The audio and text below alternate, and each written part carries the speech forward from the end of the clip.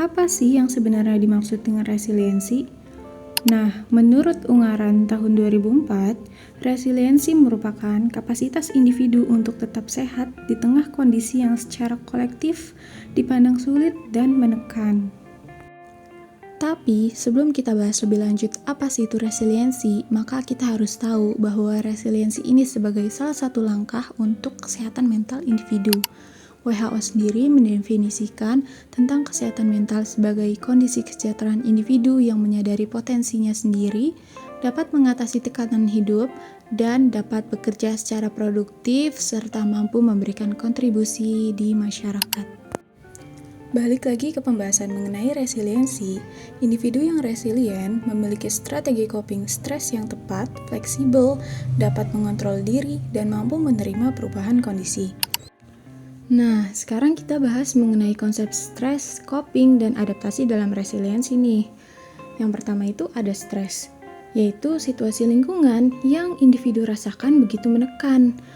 Kemudian, yang kedua itu ada konsep coping. Menurut Camfer 1999, mengatakan coping memiliki peran yang signifikan dalam proses mengembangkan resiliensi, sehingga dapat dikatakan bahwa coping mempengaruhi resiliensi seseorang. Selanjutnya, ada konsep adaptasi. Adaptasi adalah proses penyesuaian individu terhadap situasi baru. Dalam konteks resiliensi, adaptasi yang baik memungkinkan individu untuk tidak hanya bertahan, tetapi juga berkembang meskipun menghadapi kesulitan. Resiliensi juga terdapat beberapa komponen utama, yaitu ada keterampilan emosional, dukungan sosial, kemandirian, kemampuan beradaptasi, optimisme, dan juga keterampilan pemecahan masalah.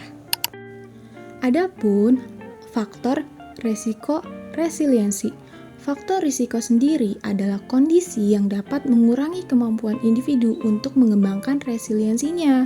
Dapat diidentifikasi seperti pengalaman trauma, kondisi kesehatan mental, kurangnya dukungan sosial, lingkungan yang tidak stabil, dan juga sikap negatif.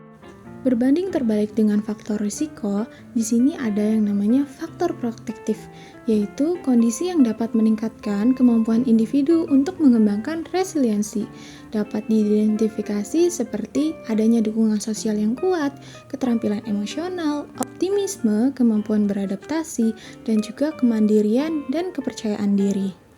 Jadi, apa sih keterkaitan antara resiliensi dan kesehatan individu? Yang pertama itu ada pengelolaan stres. Resiliensi membantu individu dalam mengelola stres dengan lebih efektif. Kemudian ada kesehatan mental, yaitu resiliensi memiliki kontribusi pada kesehatan mental yang lebih baik, seperti menghindari dari adanya depresi dan kecemasan. Kemudian ada kesehatan fisik. Resiliensi berhubungan dengan kesehatan fisik. Ketika seseorang memiliki resiliensi yang baik, mereka akan mengadopsi gaya hidup sehat dan menghindari perilaku beresiko. Kemudian, ada adaptasi terhadap perubahan. Resiliensi memungkinkan individu untuk beradaptasi dengan perubahan dan tantangan dalam hidup, sehingga mereka bisa berkontribusi lebih baik di masyarakat. Juga ada dukungan sosial. Resiliensi seringkali dipengaruhi oleh dukungan sosial yang diterima individu. Dukungan sosial yang kuat dapat meningkatkan resiliensi sehingga dapat berkontribusi lebih baik pada kesehatan mental. Dengan resiliensi, kita tidak hanya bertahan, tetapi juga berkembang.